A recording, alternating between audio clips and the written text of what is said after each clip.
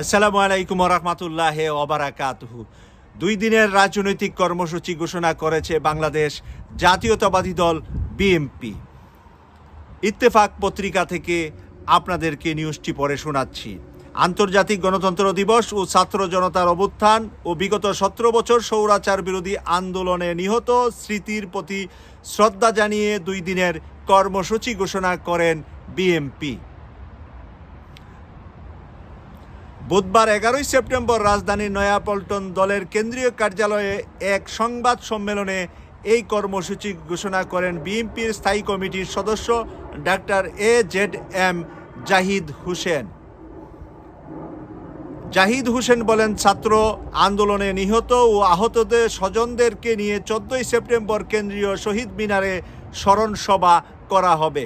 যারা আহত হয়েছে, নিহত হয়েছে, তাদের পরিবারের সদস্যদেরকে নিয়ে 14 সেপ্টেম্বর কেন্দ্রীয় শহীদ মিনারে তারা স্মরণ সভা আয়োজন করেছে।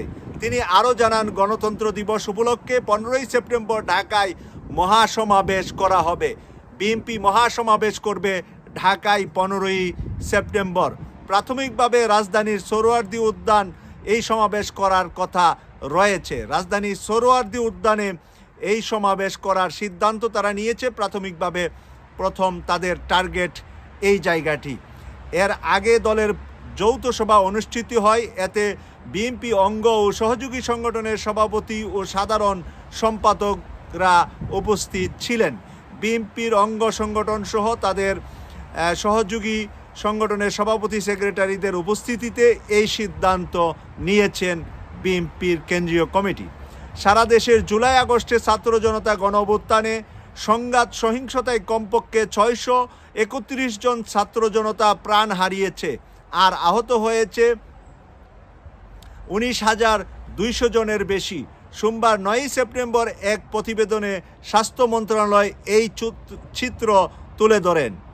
ওই প্রতিবেদনে বলা হয়েছে 850 জনের বেশি মানুষের মৃত অবস্থায় হাসপাতালে নেওয়া হয়েছিল এবং 21 দিনের মধ্যে চিকিৎসাধীন অবস্থায় 181 জন মারা গিয়েছে। এই পর্যন্ত হসপিটালে নেওয়ার পরে 121 জন আরও এন্তেকাল করেছে, শহীদ হয়েছে, যারা এই আন্দোলনে অংশগ্রহণ করে আহত হয়ে হসপিটাল গিয়েছিলেন।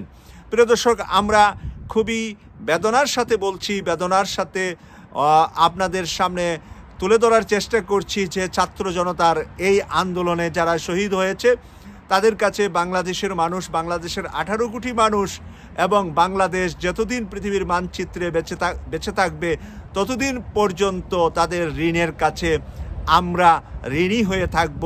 তাদের পরিবারে, যাদের পরিবারে সন্তান গিয়েছে, যার পরিবারে স্বামী গিয়েছে, যার পরিবারে মেয়ে গিয়েছে, তারাই জানে যে চলে যাওয়ার বেদনাটা তারা তিলে তিলে তিলে তিলে আজীবন উপলব্ধি করবে।